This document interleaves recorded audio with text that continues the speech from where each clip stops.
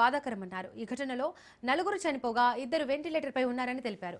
మరో 8 మందికి చికిత్స కొనసాగుతుందని చెప్పారు. మృతుల కుటుంబాలకు ప్రగాఢ సానుభూతి తెలియజేశారు. పాలతోనే డయాలసిస్ సమస్య వచ్చిందన్నారు. కల్తీ పాల బాధ్యులను వదిలేది లేదని తేల్చి చెప్పారు. పాల వ్యాపారి నాగేశ్వరరావును అరెస్ట్ చేశామని చెప్పారు. కల్తీ చేస్తే ఎవరిని వదిలిపెట్టే ప్రసక్తే లేదని స్పష్టం చేశారు. దోషులపై కఠిన చర్యలు తీసుకుంటామన్నారు. కల్తీ పాల మృతుల కుటుంబాలకు పరిహారం ప్రకటించారు. ఒక్కో కుటుంబానికి 10 లక్షల చొప్పుల పరిహారం అందిస్తామని వెల్లడించారు.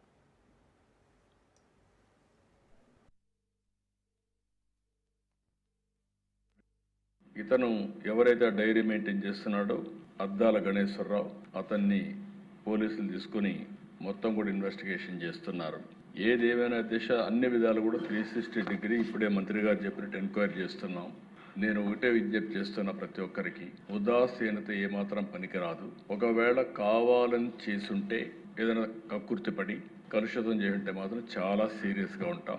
ఒకవేళ ఏం జరిగిందో మొత్తం ఎస్టాబ్లిష్ చేసి దోషులపైన కఠినమైన చర్య తీసుకుంటాం. మళ్ళా ఒకసారి విజ్ఞప్తి చేస్తున్న, రాష్ట్రంలో ఉండే ప్రతి ఒక్కరు కూడా కల్తీ చేయడం కానీ అడల్ట్రేషన్ రావడం కానీ ప్రజలకు ఇబ్బంది కలిగే విధంగా ఎవ్వరు ప్రవర్తించినా ఈ ప్రభుత్వం ఉదాసీనంగా ఉండదు, చాలా కఠినంగా ఉంటాం.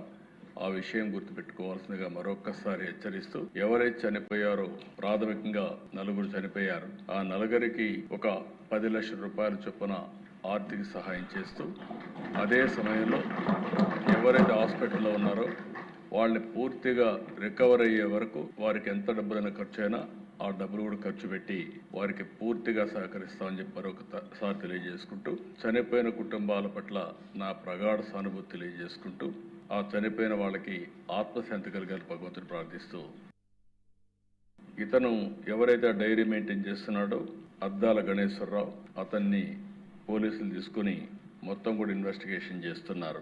ఏదేమైనా దిశ అన్ని విధాలు కూడా 360 డిగ్రీ ఇప్పుడే మంత్రి గారు చెప్పినట్టు ఎంక్వైరీ చేస్తున్నాం. నేను ఒకటే విజ్ఞప్తి చేస్తున్నా, ప్రతి ఒక్కరికి ఉదాసీనత ఏమాత్రం పనికిరాదు. ఒకవేళ కావాలని చేసుంటే ఏదైనా కక్కుర్తిపడి కలుషితం చేస్తుంటే మాత్రం చాలా సీరియస్గా ఉంటాం. ఒకవేళ ఏం జరిగిందో మొత్తం ఎస్టాబ్లిష్ చేసి దోషులపైన కఠినమైన చర్య తీసుకుంటాం. మళ్ళా ఒకసారి విజ్ఞప్తి చేస్తున్న, రాష్ట్రంలో ఉండే ప్రతి ఒక్కరు కూడా కల్తీ చేయడం కానీ అడల్ట్రేషన్ రావడం కానీ ప్రజలకు ఇబ్బంది